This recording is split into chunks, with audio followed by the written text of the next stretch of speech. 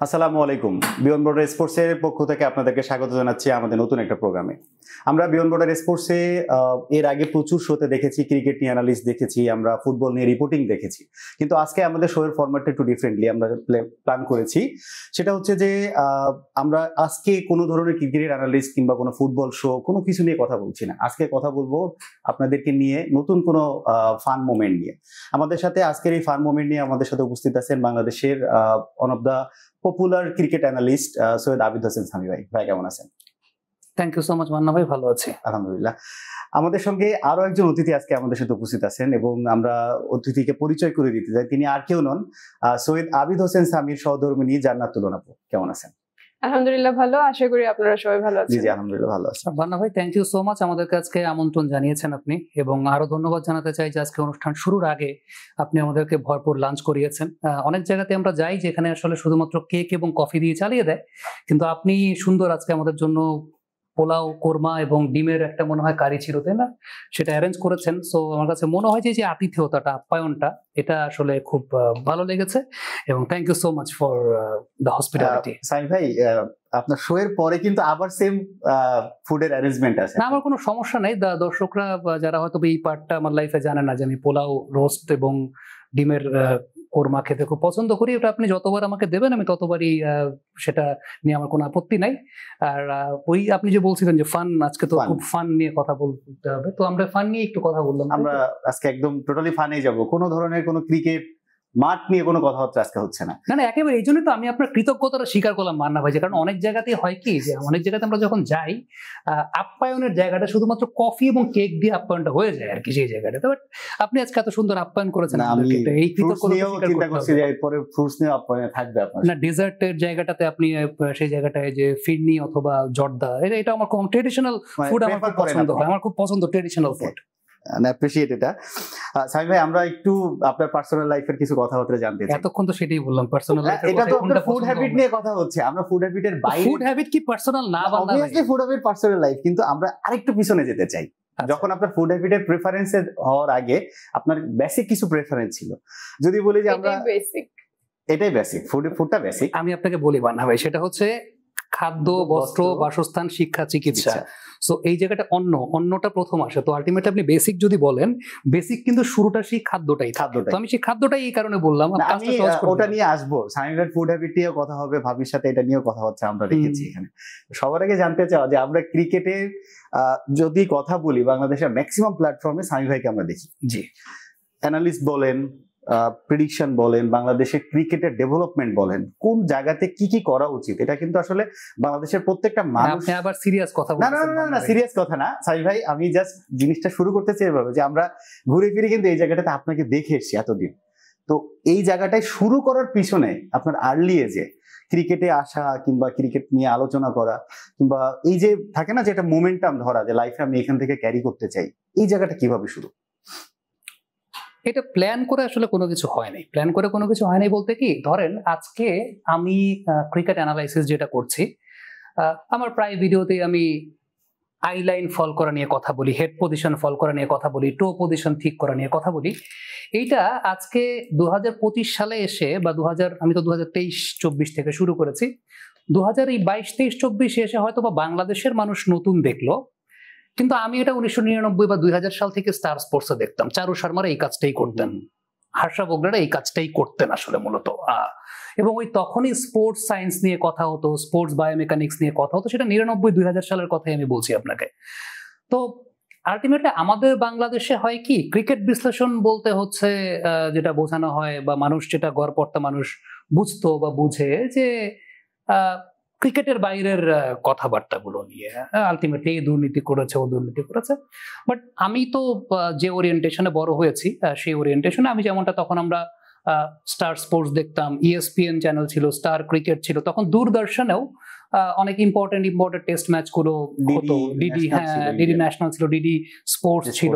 আর তখনকার সময় ইভেন ইন্ডিয়ার হোম সিরিজগুলো, ইন্ডিয়া পাকিস্তান ম্যাচগুলো, শারজার যে ম্যাচগুলো থাকতো সেই ম্যাচগুলো দেখা যেত, যে বিটিভিও দেখাতো। কিন্তু তখন আমি খুব প্রি ম্যাচ ডিসকাশন গুলো দেখতাম। প্রি ম্যাচ ডিসকাশন গুলোতে চারু শর্মা একটা খুব প্রমিনেন্ট ক্যারেক্টার ছিলেন। এখন তিনি ওইভাবে কাজ করেন না, ফ্রন্ট এন্ডে কাজ করেন না, কিন্তু চারু শর্মার অ্যাঙ্কারিং দেখতাম এবং তারা যে বিশ্লেষণগুলো করতেন দেখতাম।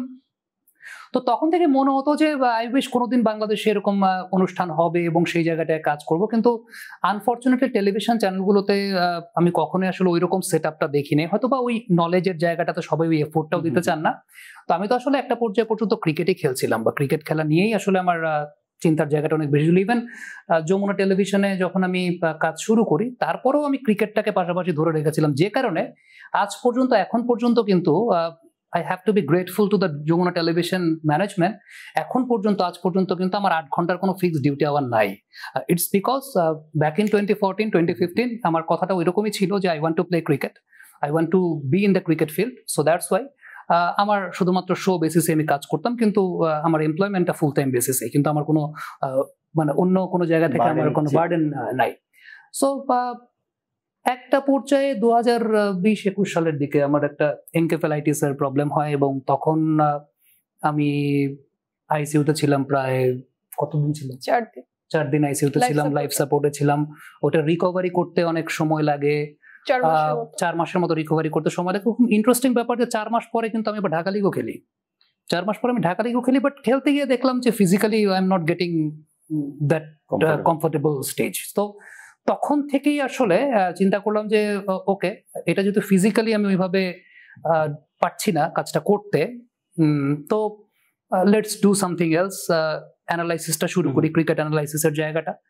তখন থেকে ক্রিকেট অ্যানালাইসিস, যেটা আমি আসলে ছোটবেলা থেকে দেখি বা দেখতাম, এবং এখন তো সেটা আরো আপডেটেড পর্যায়ে হয়, বাট আনফরচুনেটলি বাংলাদেশে এটার সঙ্গে মানুষ খুব বেশি পরিচিত না। দ্যাটস ওয়াই আপনি এখনো কিন্তু দেখবেন যে যখন আমি অ্যানালাইসিস গুলো করি, কমেন্ট বক্সে আপনি একটা সার্টেন পোর্শনের কমেন্ট এরকম পাবেন যারা এই টো পজিশন দিয়ে কি হয়, হেড ফল দিয়ে কি হয়। বাট এটা আসলে আমাদের জ্ঞানের সীমাবদ্ধতার জায়গা। যদি সেটা দিয়ে কিছু নাই হতো, তাহলে বিশ্বের বড় বড় ইউনিভার্সিটিতে sports science and physical education নামে ডিপার্টমেন্ট থাকতো না। আপনি গুগল সার্চ দিলে পরে পাবেন। আমাদের বাংলাদেশেও যশোর বিজ্ঞান প্রযুক্তি বিশ্ববিদ্যালয় আছে, আমাদের বাংলাদেশেও ডেফোডিল খুব রিসেন্টলি স্টার্ট করেছে স্পোর্টস সায়েন্স নিয়ে, রাজশাহী ইউনিভার্সিটি আছে।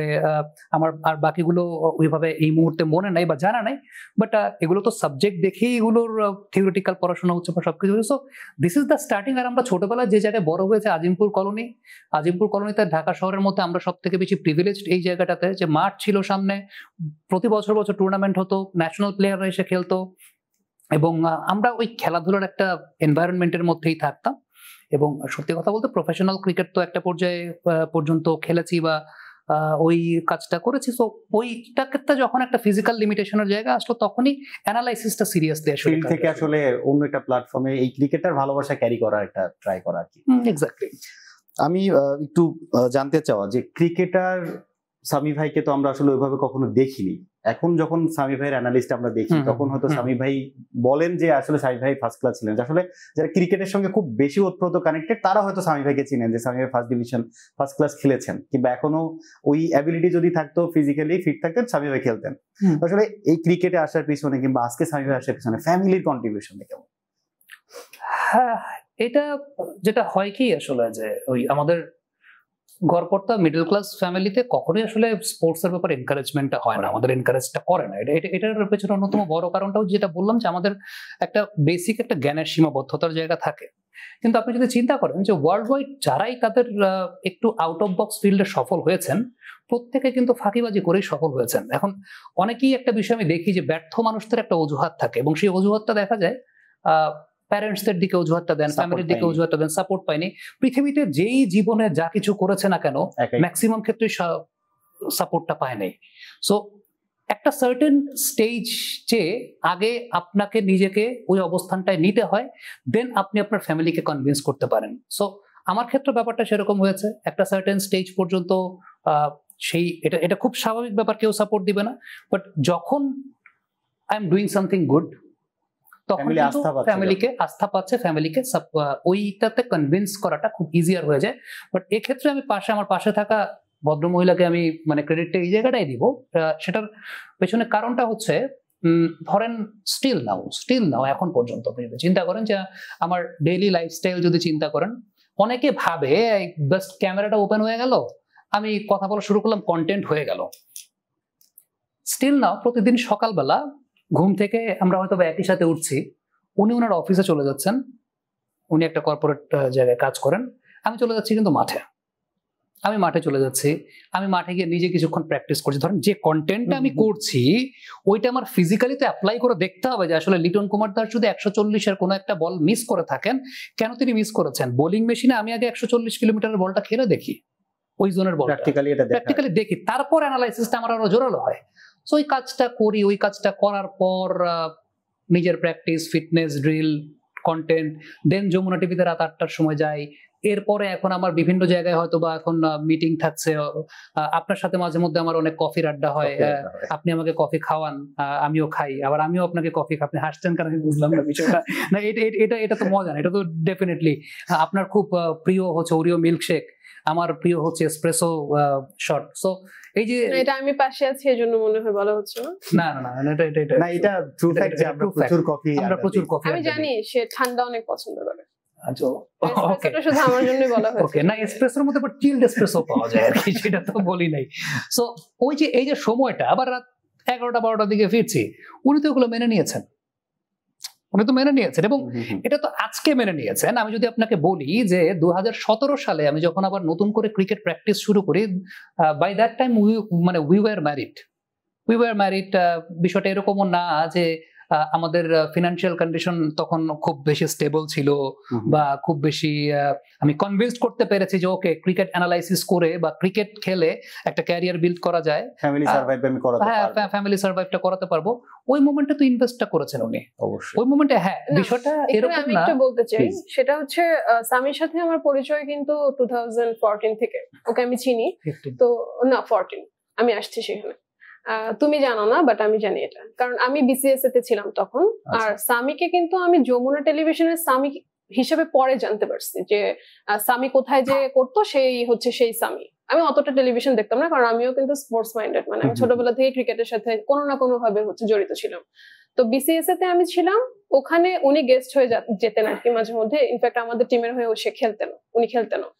তো সেখান থেকে রেডিও ভূমির কমেন্ট্রি যখন আমি তার শুনি, আমার মধ্যে সেই বিশ্বাসটা ছিল যে এর মতো করে ক্রিকেটটা বাংলাদেশে আমার মনে হয় হাতে ওন করে না। হ্যাঁ, খুব কমই মানুষ আছে যে ওর মতো করে বুঝে। তারপরে তো রেডিও ভূমিতে আমার বিয়ের পরে আমি ওর হাত ধরে রেডিও ভূমিতে যাই, আমিও নিজেও কমেন্ট্রি করি। এটা নিয়ে একটা ছোট্ট জায়গায় আসবো আপনার কাছে।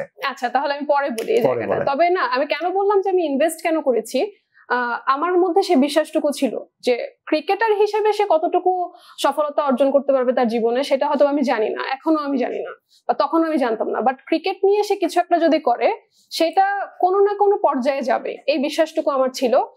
এবং আমি তখন আমার নলেজ যতটুকু ছিল, আমি স্টুডেন্ট ছিলাম, 2016 এর কথা বলছি, 17 এর কথা বলছি, তখন আমি চাইতাম যে সে ক্রিকেট নিয়ে মানে রিপোর্টিং করুক, বা টিভিতে যেহেতু কাজ করে, তখন সে সকালের বাংলাদেশ করতো, মানে ইনফোটেইনমেন্টে ছিল। তো আমার সাথে তার একটা মানে ছোট্ট আর্গুমেন্টও ছিল এটা নিয়ে, যে ওর কথা হচ্ছে আমি রিপোর্টিং কেন করব, আমি ক্রিকেট নিয়ে কাজ করব। তো তখন আমি এত বুঝতাম না, এটা নিয়ে একটু একটু বাকবিতণ্ডা আমাদের হয়েছে। তবে আমার ওই বিশ্বাসটুকু ছিল যে সামি যদি ক্রিকেট নিয়ে কিছু করতে চায়, সে করতে পারবে, কারণ তার মধ্যে ওই প্যাশনটা আছে। হ্যাঁ, এবং সে ক্রিকেটটাকে যেভাবে ধারণ করে নিজের মধ্যে, ওর কিন্তু ক্রিকেট থেকে কোনো চাওয়া পাওয়া নাই যে আমি ক্রিকেট নিয়ে কাজ করব, আমি এটা চাই, আমি ওটা চাই না। সে ক্রিকেটটাকে জেনুইনলি হচ্ছে ধারণ করে, যে কারণে ওই বিশ্বাসটুকু আমার ছিল বলে আমি ইনভেস্ট করি। আমি জানতাম না যে এই পর্যায়ে আসতে পারবো, তবে আমি ইনভেস্ট করেছি, আমার বিশ্বাস থেকে ইনভেস্ট করেছি। এটা হয় কি যে আমাদের ম্যাক্সিমাম মানুষজন যখন কোনো একটা কিছু করতে না পারে, ব্যর্থ মানুষজনের একটা অজুহাতের জায়গা থাকে যে আমার ফ্যামিলি আমাকে সাপোর্ট করে নাই, এটা হয় নাই, সেটা হয় নাই। আমিও একটা পর্যায় পর্যন্ত আমার চিন্তার জায়গাটা আসতো যখন আসলে আমি সফল ছিলাম না বা এখনকার স্টেজে আসি নাই। হ্যাঁ, তখনও আমার চিন্তা হতো যে ইস, যদি আমার আম্মা আমাকে বিকালবেলা কোচিং এ না পাঠায়, আম্মা যদি আমাকে ক্রিকেট খেলতে দিত, তাইলে পরে আমি হয়তো বা প্রসেসটা আমার জন্য ইজি হতো। কিন্তু যখন আমি একটা সার্টেন স্টেজ যখন অর্জন করলাম, তখন আমার কাছে, এবং সেই সাথে এখন যেটা হয় যে অনেক ন্যাশনাল ইন্টারন্যাশনাল প্লেয়ারদের সাথে, ন্যাশনাল ইন্টারন্যাশনাল আইকনদের সাথে যখন কথা বলি, এই বিষয়টা আমার রিয়েলাইজেশনে আসলো যে যারাই সফল হয়েছে প্রত্যেকে কিন্তু ব্যারিয়ারটা ভেঙেই সফল হয়েছে। অবশ্যই। সো আপনি যদি ব্যারিয়ারটা ভাঙতে না পারেন, it's not your parents failure, it's your failure. অবশ্যই, যে আপনি ব্যারিয়ারটা ভাঙতে পারেন নাই, ওই লেভেল পর্যন্ত আপনাকে আগে যেতে হবে, দেন না আপনাকে সাপোর্ট করে পুশ করতে পারে কিংবা পুল করতে পারে। দেখেন আমি একটা সিম্পল কথা বলি যে আপনি যখনই কোনো প্লেয়ারের বায়োগ্রাফি দেখবেন, আপনি বায়োগ্রাফির মধ্যে কিন্তু এই জিনিসটা একদম কমন জিনিস দেখবেন, সেটা হচ্ছে স্কুল পালায় তারপর খেলতে যাইতো। আমরা খুব বাধ্যকতা খুব ইমব্যালেন্স, মানে যেটা হয় যে সে মানে এডুকেশনে খুব ভালো আবার স্পোর্টসেও খুব ভালো, এটা কিন্তু খুব রেয়ার কেস। মানে আপনি ধরেন আপনি যদি মহেন্দ্র সিং ধোনির বায়োগ্রাফিটা দেখেন, সেখানে মহেন্দ্র সিং ধোনির বাবা তাকে বলছেন যে পড়ালেখা করবা তো তাহলে জীবনে কিছু হইতে পারবা, আদারওয়াইজ কিছু জীবনে হইতে পারবা না।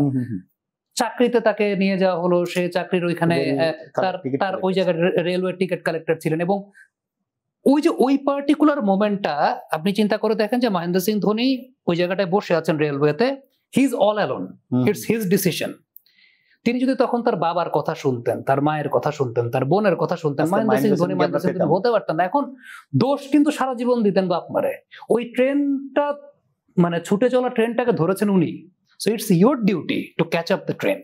It's not your parents' failure or it's not your parents' duty to catch the train for you. It's your duty to catch the train. আমার কাছে মনে হয় যে that particular scene changed my life. মানে ওই সিকোয়েন্সটা আমি যখন দেখলাম, ওইটা আমার লাইফকে চেঞ্জ করে দিয়েছে। এবং সো আপনি যদি বলেন যে লাইফের ইন্সপিরেশনের জায়গাটা এই ক্ষেত্রে আমার জন্য it has always been Mahendra Singh Dhoni, always for that. এবং ওই পার্টিকুলার বলেন একটা অন্য লেভেলের গল্প যদি বলি, ডেফিনেটলি ওইটাই আমাকে এই শিক্ষাটা দিয়েছে যে you have to catch your own train, you can not blame anyone. ওই ব্যারিয়ার তো মহেন্দ্র সিং ধোনিরও ছিল। বাপ মা খেলতে দিতে চায় নাই, রেলওয়ের চাকরি, সরকারি চাকরি, যেটা আমাদের কাছে একটা সোনার হরিণ, সাবকন্টিনেন্টের মানুষের কাছে সরকারি চাকরি তারও ছিল।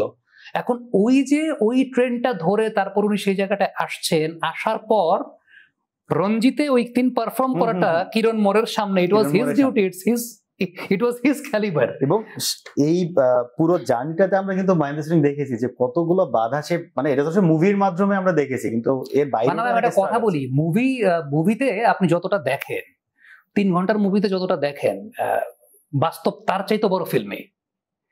এটা অনেকে বলে যে ফিল্ম তো অনেক ফিল্মে, বাস্তব ফিল্মের চাইতে অনেক বড় ফিল্মে।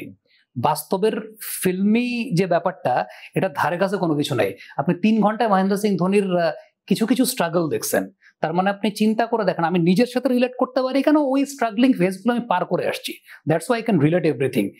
সো মানে আমার কাছে মনে হয় যে বাস্তব ফিল্মের চাইতেও ফিল্মে। দেখুন, যখন একজন সফল মানুষ নিয়ে ফিল্ম হয় তখন অলরেডি সে সাকসেসফুল, কিন্তু যখন উনি তার লাইফে রিস্কটা নেওয়া শুরু করেন তখন কিন্তু তিনি জানেন না যে আমি ওই পর্যায়ে যেতে পারবো কিনা। তো আমার মনে হয় এটার জন্য কারেজ দরকার হয়, এটার জন্য একটু গাটস এর দরকার হয়। যে আমাদের ক্ষেত্রে ব্যাপারটা সেরকমই ছিল। 2016, 17, 18 সালে যখন ওই সকালবেলা উঠে সকালের বাংলাদেশ নামে একটা প্রোগ্রাম করে আমি চলে যেতাম কবির স্যারের একাডেমিতে প্র্যাকটিস করতে সারাদিন থাকতাম।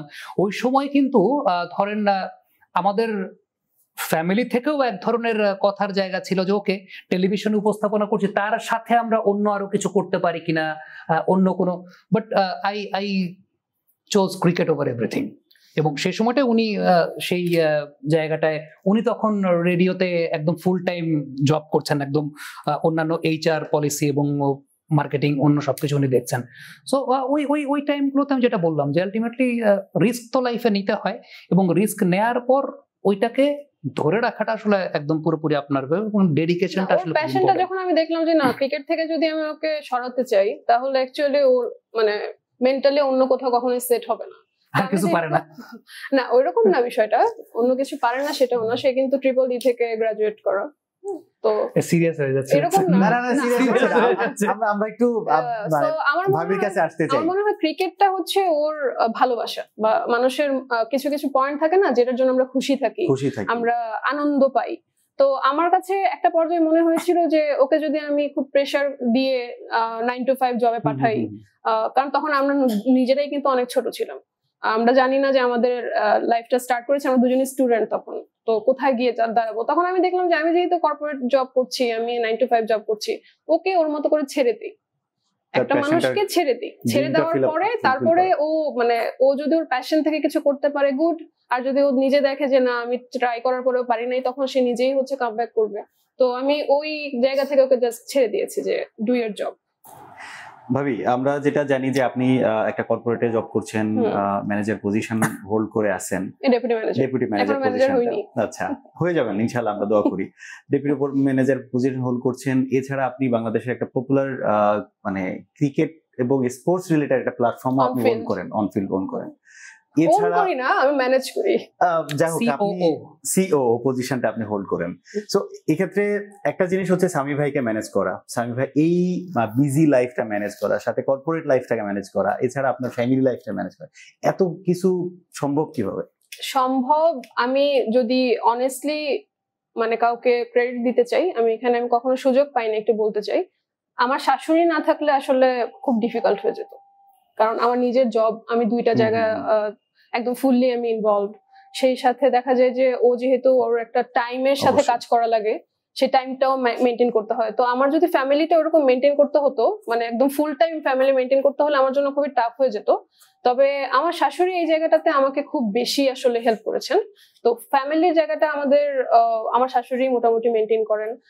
যতটুকু সাপোর্ট আমার দেওয়া লাগে ততটুকু সাপোর্ট আমি তাকে দিচ্ছি, এবং উনি আমাকে এভাবে ফ্রি করে রেখেছেন যে এখন তোমাদের কাজের বয়স, তোমার কাজের বয়স, ওদিকে ফুললি তুমি তোমার মনোযোগ দাও। বাকি যেগুলো আছে, উনিও কিন্তু জব করেন, আমার শাশুড়িও কিন্তু সরকারি চাকরি করেন, আমরা ওনার বাসাতেই থাকি অ্যাকচুয়ালি কোয়ার্টারে।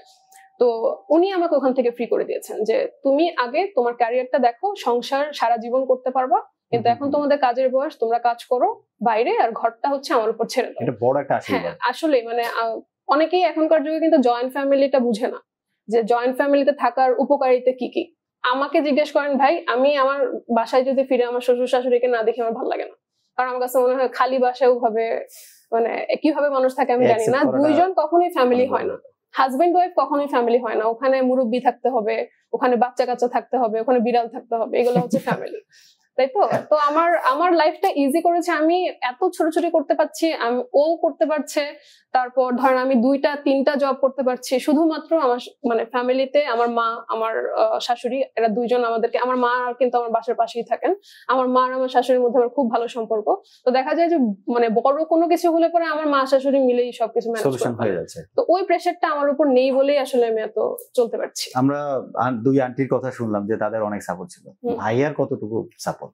যে না, ওকে আমি এই এখন 2020-এর পর থেকে, বিশেষ করে যখন ও আইসিইউ থেকে ফেরত আসে, তো আমার কাছে মনে হয় যে এটা ওর সেকেন্ড লাইফ। আর এখানে সময়টা কেমন ছিল? আমি আসলে ওই ব্যাপারে কথা বললে একটু নার্ভাস হয়ে যাবো, কারণ আমি ওই জায়গায় আর ফেরত যেতে চাই। আমি ঘুমাইছি এই সময়টা। হ্যাঁ, তো ও তো হচ্ছে মানে 4 দিন লাইফ সাপোর্টে ছিল। ও ফিল করে নাই, ও অসুস্থ ছিল, কিন্তু বাইরের ওয়ার্ল্ডটা আসলে অনেক কমপ্লিকেটেড। যাই হোক, মানে অনেক কিছু দেখেছি ওইখানেই, হয়তো বা আমার বয়স 10 বছর বেড়ে গেছে। তো ও যখন আবার ফেরত আসলো, তখন আমার একটাই জীবনের উদ্দেশ্য, সেটা হচ্ছে ও যেটা চায় সেটা করুক। ওর উপর আমি কোনো প্রেশার দিব না, কোনো ফাইন্যান্সিয়াল প্রেশার ওর উপর আছে না, কোনো পরিবারের দায় নেওয়া বা দায়ভার নেওয়ার কোনো মানে রেসপন্সিবিলিটি আমি ওর ঘাড়ে আসলে চাপাতে চাই না। আমার শ্বশুর শাশুড়িও সেম, আমিও সেম। ও যেটা করতে ভালোবাসে সে করুক, সে যতটুকু সাপোর্ট দিবে, সে অনেক সাপোর্টিভ। সে আমার চাকরিতে যদি আমাকে সাপোর্ট না দেয়, আমি কিভাবে করবো? কারণ আমি যে প্রকিউরমেন্ট ডিপার্টমেন্টে কাজ করি, মাঝে মধ্যে টেন্ডার ড্রপ করে বাসায় আসতে আমার 12টা বেজে যায়, 1টাও বাজে, 11টাও বাজে। তো এইসব ব্যাপারে আমার শ্বশুর বাড়ি, আমার মানে হাজবেন্ড হচ্ছে খুবই সাপোর্টিভ। কিন্তু আমি চাই না যে এই ধরনের কোনো বাইন্ডিংস এর মধ্যে সে থাকুক, যে আমাকে ফ্যামিলির জন্য চাল কিনে নিয়ে যেতে হবে, ডাল কিনে নিয়ে যেতে হবে। ভাই, এগুলো আমরা পারি, কারণ আমরা যেহেতু ক্যামেরার সামনে কাজ করি না, আমাদের জন্য ওই কাজগুলো করাটা ইজি আর কি। তো আমি চাই যে সামি যে কাজগুলো করতে চায় সে করুক। টাকার জন্য সে কখনোই কাজ করে না, তার জীবনের একমাত্র উদ্দেশ্য কিন্তু ফাইন্যান্সিয়াল রিজন না যে আমি এটা অ্যাচিভ করবো। ও তৃপ্তি নিয়ে কাজ করতে চায়, তো এই জন্য আমি ওকে ছেড়ে দিচ্ছি। দিন শেষে ওই তৃপ্তিটাই তো আসলে অনেক বড় বিষয়। ধরেন আজকে উনি যে কথাটা বললেন সেটা হচ্ছে যে তার শাশুড়িকে ক্রেডিট দিলেন। বাংলাদেশের কয়টা ফ্যামিলির বউ তার শাশুড়ির ব্যাপারে কথা বলতে পারবে? বা বাংলাদেশের কয়টা ফ্যামিলির শাশুড়ি তার ছেলের বউর ব্যাপারে এরকম কথা বলতে পারবে? সো এই যে টোটাল এনভায়রনমেন্টের জায়গাটা, এই এনভায়রনমেন্টের জায়গাটা আমার ফ্যামিলিতে আছে, আমাদের ফ্যামিলিতে আছে, এবং we have done it in a very very supreme way আমরা সেটাকে করতে পেরেছি। এবং আমার কাছে মনে হয় দিন শেষে আপনি যদি আমাকে বলেন, এটাই আমাদের জীবনের সব থেকে বড় অর্জনের জায়গাটা, যে আমরা এটা মেনটেন করতে পেরেছি। এখন হয় কি, এই জিনিসগুলোকে খুব বেশি এক্সপোজ করতে চাই না, কারণ নজর বলে একটা কথা আছে, আমি এটা খুব বিশ্বাস করি। আমাদের বাংলাদেশের ম্যাক্সিমাম মানুষ অন্যের ভালো দেখতে পারে না, আমার নিজের প্রফেশনের মানুষই পারে না। এবং এই যে আমার ফ্যামিলিটা যে এত ভালো, এত আমরা যে এত হাসি খুশি ভাবে থাকি, আমাদের সবার মধ্যে যে এত ভালো একটা বন্ডিং এর জায়গা আছে, আমার প্রফেশনালি ম্যাক্সিমামের ফ্যামিলিতে সেরকম নাই, যে কারণে তারা অনেক ফ্রাস্ট্রেটেড থাকে এবং সেই ফ্রাস্ট্রেশন গুলো তারা আমার উপর দিয়ে ওঠানোর চেষ্টা করে বিভিন্ন সময় বিভিন্ন ভাবে। এটা আমার বলতে কোনো দ্বিধা নেই, আমি গেল 2 মাসের জিনিসটাকে আরো ভালো মতো বুঝতে পেরেছি। এখন ফ্যাক্টের জায়গাটা ওইখানেই যে আমরা আমাদের জায়গা থেকে we are very much happy, আমাদের ওই হ্যাপিনেসের জায়গাটা আছে আলহামদুলিল্লাহ। এবং আপনি যদি চিন্তা করেন যে গেল 10 বছর ধরে আমি একটা স্টেশনে কাজ করছি, আমার কোনোদিন চাকরি যায় নাই। চাকরি যায় না এই কারণে যায় না কারণ আমি আমার ওই স্টেশনের পারপাসটা সার্ভ করতে পেরেছি। 11 বছর ধরে আমি আমার স্টেশনের পারপাসটা সার্ভ করি। সো ওই যে এই কথাগুলো বলতে চাই না, বিকজ ওই যে নজর জিনিসটা আসলে আমি খুব বিশ্বাস করি, নজর জিনিসটা লাগে এবং লাগে বাংলাদেশে আরো বেশি মাত্রায় লাগে। মানুষ এটাই দিন শেষে ওই যেটা হয় যে আমি তো বললাম আপনাকে, একটা কন্টেন্ট করার জন্য আমি আগে 140 কিলোমিটারের বল আগে খেলে তারপর কন্টেন্ট করি, এমন না যে আমি ক্যামেরাটা অন করে দিয়ে দাঁড়ায় গেলাম। এটার হচ্ছে সাক্ষী আমি, কারণ এই বলগুলো ফেস করতে গিয়ে কিন্তু অনেক ইনজুর্ড হয়েও বাসায় আসে এবং ওগুলা টেক কেয়ার আবার আমারই করা লাগে। দিন শেষে মাঝে মধ্যে আমার আবার একটু রাগও আসে। দিন শেষে আমার জন্য সবথেকে বড় জায়গাটা যেটা, সেটা হচ্ছে বান্না ভাই। সো আমার বয়স এখন ধরেন 33-34 বছর বয়স, আমার আব্বার বয়স এখন 57 বছর বয়স হয়েছে কদিন আগে। আমার বাবার তার সন্তানের এস্টাবলিশমেন্ট নিয়ে চিন্তা করতে হয় না। আমার বাবা রিলিভড যে ওকে আমার সন্তান ঠিক আছে। আমি জানি আমার বয়সের অনেক ছেলেরাই আছে, বাবা মা এখন পর্যন্ত তাদের জন্য দুশ্চিন্তা করে, আমার ছেলেটা কিন্তু এখনো দাঁড়ায় নাই, আমার ছেলেটা কিন্তু এখনো কি করবে কি করা উচিত। হ্যাঁ, তো আমার বাবা আমাকে নিয়ে ওই দুশ্চিন্তাটা আমার বাবার করতে হয় না। সো আমি যে আমার লাইফে আমি ওই দুশ্চিন্তাটা থেকে আমার বাবাকে মুক্ত করতে পেরেছি, আমার লাইফের সব থেকে বড় অ্যাচিভমেন্ট এটা। আমি এরপর জীবনে কি করলাম না করলাম, আমার প্রফেশনালি আমি কোন জায়গায় গেলাম, কোত্থেকে আমার বের করে দিল, কি হইলো না হইলো, আই জাস্ট ডোন্ট কেয়ার। অনেকে হয়তো মনে করতে পারে যে এই ক্যারিয়ারে আমার এইটা হচ্ছে, ওই হচ্ছে, সেই হচ্ছে, কি হচ্ছে না, আমি বিসিবি সভাপতির উপদেষ্টা ছিলাম, সেই পজিশন আমার জন্য খুব ইম্পর্টেন্ট কিনা, সেখান থেকে চলে আসছি, এটা চলে আসার পরে আমি ভাত খাইতে পারতেছি না কিনা। I just don't care, I just don't give a dam two anything. As long as আমার ফ্যামিলি সবকিছু ঠিক আছে, অ্যাজ লং অ্যাজ আমরা সবাই সবকিছু জায়গাতে ঠিক আছি, আমার এসব দিয়ে কোনো কিছু যায় আসে না। এবং ওইটাই আমি বললাম যে যারা মনে করছে যে আমি হয়তোবা না খেয়ে মরতেছি, আমার ফ্যামিলি মাশাআল্লাহ, আমি ওইটাই বললাম যে আমাকে ওইটা চিন্তা করতে হয় না। আমি যখন অফিসে থাকি আমার ওইটা চিন্তা করতে হয় না আমার মা আর বউ ঝগড়া করতেছে, ওইটা আমার চিন্তা করতে হয় না। I am relieved. যার জীবনে ওই টেনশন নাই, তার জীবনে কোনো টেনশন নেই, সে জীবনে 100% সফল। সো আমার কাছে ওই জিনিসটাই মনে হয়, জানি না একটু বেশি মনে হয়, মানে অনেকদিন অনেক কিছু বলি না, আমি ফান কনসেপ্টেই বলতেছি, আমি তো ওইটাই বললাম যে আমাকে ওই চিন্তা করতে হয় না যে আমার বউ আর আমার মার মধ্যে গ্যাঞ্জাম চলতেছে, আমি রিলিভড ভাই, আমার ওইটা চিন্তা করতে হয় না। আর যে তার বাবার টেনশন দূর করতে পারে যে ছেলে, ওই ছেলের চাইতে সফল দুনিয়াতে আর কেউ নেই। আপনি বাদ দেন আমার ক্রিকেট অ্যানালাইসিস, আপনি বাদ দেন আমার অ্যাঙ্করিং, আমি আমার বাপ মারে এই টেনশন থেকে মুক্ত করে রাখতে পারছি। আমার বাপ তার ওই জায়গাটায় সে রিলিফ যে ওকে আমার ছেলে he has his own. Of camera আপনি মাঝে একদিন বলছিলেন যে আঙ্কেল আপনার অ্যানালাইসিস কিংবা আপনার যে এখনকার যে কন্ট্রিবিউশন ক্রিকেটের উপরে, এই জিনিসগুলো যখন মানুষ রিওয়ার্ডেড করে তখন আঙ্কেল তার কমিউনিটিতে রেসপেক্ট করেন। এবং এই যে বোল্ড মুভগুলো যে না আমার ছেলে করছে, এটা কিন্তু আসলে একটা মানে যারা সন্তান তারা কিন্তু বাবা কিংবা মায়ের কিংবা ভাইদের এই জিনিসটা কিন্তু খুব প্রচন্ড হ্যাপিলি, মানে এটা থেকে না ইনার একটা পিচ যে এর বেশি আর কিন্তু অ্যাচিভমেন্ট নেই। আপনি অনেক 1 কোটি টাকা পাইলেন, কিংবা আরেকটা জিনিস যেটা আপনি বলছিলেন যে বিসিবির উপদেষ্টার ওই পদ থেকে সরে আসে, এটা কিন্তু সরে আসা গার্ড ফিলিং করা লাগে। এই মানুষটা কিন্তু এমন না যে আপনাকে সরিয়ে দেওয়া হয়েছে কিংবা আপনাকে বাধ্য করা হয়েছে, এরকম কিছু না, আপনি সরে এসেছেন। না, সেটা তো যমুনা টেলিভিশনের একটা টক শোতে একজন ডিরেক্টর, বিসিবির সম্মানিত একজন পরিচালক সে কথা বলেছেন যে এখনো স্টিল কাগজে কলমে কিন্তু আমি সেই পজিশনটায় আছি। সো ওইটা বললাম, লাইফলেস কিছু মানুষ যারা সংবাদ মাধ্যমেই কাজ করেন, তারা এগুলোকে উইদাউট এনি এভিডেন্স। সো ওই যে 10 জন মানুষ তার ফেসবুকে স্ট্যাটাসে দেওয়া শুরু করলেন যে আমার নাকি বিসিবি সভাপতির পদ থেকে বের করে দেওয়া হয়েছে, ওই যে বললাম এটা হচ্ছে লাইফলেস। আমার যে সবকিছু ভালো চলছে আলহামদুলিল্লাহ, আল্লাহর রহমতে, by the grace of almighty Allah, আমার যে সবকিছু ভালো চলছে, এগুলো তারা নিতে পারেন না। আচ্ছা, এখানে আমি একটু ওই পজিশনটা ছাড়া নিয়ে আমি একটু অ্যাড করব। সেটা হচ্ছে অনেকেই বিষয়টা মেনে নিতে পারেন নাই যে সামি পজিশনটা ছেড়ে দিয়েছে। কারণ এত বড় একটা পজিশন কিন্তু পাওয়া চারটিখানি কথা না, আবার বড় কষ্টের জায়গা। হ্যাঁ, পাওয়ার পর আবার আপনি ছেড়ে দিচ্ছেন, মানে সেটা অনেকেরই হজম হচ্ছিল না। তবে ভাই, আপনার এটা বিশ্বাস করার জন্য আপনাকে ভালো মানুষ হতে হবে আগে। আপনাকে, আপনার ভিতরে যদি লোভ থাকে, পজিশনের জন্য ক্রেভিংস থাকে, এবং আপনার যদি উদ্দেশ্য অন্য কিছু থাকে, তখন আপনি ওর ব্যাপারটা বুঝতে পারবেন না। কারণ আমি যতটুকু জানি, সামি ক্রিকেটকে ভালোবাসা থেকে কিন্তু আপনার চাওয়ার কিছু থাকে না ইন রিটার্ন। ও যখন দেখেছে না, আমি যে উদ্দেশ্য নিয়ে ওখানে কাজ করতে গিয়েছি, ওখানে আমি সাকসেসফুল হব না, বরং আমার ডিগনিটিটা আরো হার্ট হবে। সো আমার ওখানে কি করা উচিত? আমার ডিগনিটি নিয়ে, আমার পার্সোনালিটি নিয়ে আমার ওখান থেকে ব্যাক আউট করা উচিত। কারণ আমি তো কোনো উদ্দেশ্য নিয়ে ওখানে যাই নাই। এটাকেই অনেকেই নেগেটিভলি প্রেজেন্ট করার চেষ্টা করেছে, কারণ তারা মানতে পারছিল না যে এত বড় একটা পজিশন আবার কেউ ছেড়ে দেয় কিভাবে।